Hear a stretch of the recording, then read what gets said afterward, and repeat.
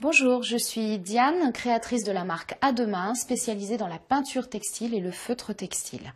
Aujourd'hui, je vais vous inviter à réaliser une petite pochette très utile pour les blousons des petits garçons qui vont à l'école pour pouvoir ranger une dizaine de billes à l'intérieur.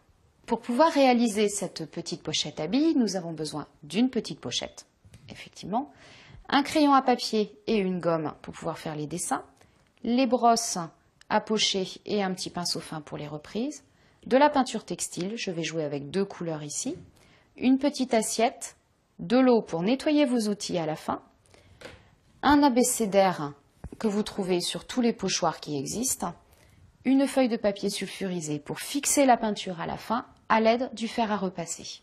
Petite astuce complémentaire pour pouvoir dessiner et peindre sur du tissu. Il est plus facile que le tissu soit bloqué. Pour cela, vous utilisez en fait du simple papier de verre que vous glissez dans votre objet.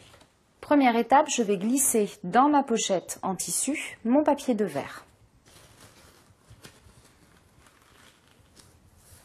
Vous prenez votre abécédaire en pochoir, c'est plus pratique et vous le rentabiliserez très rapidement.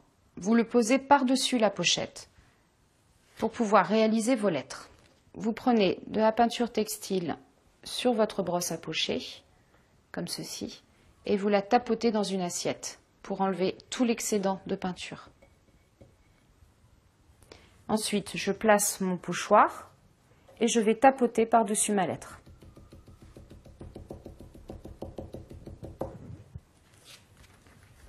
Je vais placer lettre après lettre sur ma pochette et tapoter à chaque fois pour remplir. Pour pouvoir écrire les lettres ainsi, la peur de chacun, c'est de reprendre de la peinture ici et de faire des taches. C'est pour cela que je vous invite à prendre votre peinture ici sur votre brosse et à bien tapoter. Moins vous mettrez de peinture sur votre brosse, mieux votre réalisation sera réalisée. Si vous regardez l'envers du pochoir, il est propre, il n'y a aucune trace de peinture parce que vous avez été très économe sur la peinture mise sur la brosse à pocher. Une fois que j'ai fini d'écrire mon texte sur ma pochette, je vais réaliser des petites bulles tout autour de manière à présenter aux enfants les fameuses billes qui seront arrangées dedans. Je réalise ma bulle et je vais laisser, pour donner du relief, je vais imiter un reflet. Je les dispose un peu partout sur mon sac, de taille et de diamètre différentes. Et bien sûr, toujours, si je souhaite effacer mon dessin, j'utilise une gomme blanche toute simple sur le tissu. Ensuite, je vais prendre ma deuxième couleur, toujours travailler dans le bouchon, et là, avec un pinceau fin, et refaire les contours de mes pièces. Simplement, vous peignez et vous laissez des emplacements vides de manière à créer du volume pour votre bille. La peinture se travaille à sec, on ne rajoute jamais d'eau ni dans la peinture ni sur le pinceau, sinon la peinture fuse sur le tissu. Et on va remplir ainsi tous les motifs de manière à donner de la vie à cette pochette qui va finir dans une poche.